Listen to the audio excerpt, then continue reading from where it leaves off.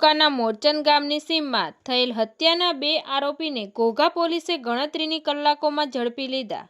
ઘોઘા તાલુકાના મોરચન ગામની સીમમાં ઘુઘાભાઈ ઉર્ફે રાજુભાઈ વાલજીભાઈ ગઢાદરા ઉપર 4 ઈસમો દ્વારા જીવલેણ હુમલો કરવામાં આવ્યો હતો। ત્યારે ઈજાગ્રસ્ત ઘુઘાભાઈનું સારવાર દરમિયાન મોત નીપજ્યું હતું।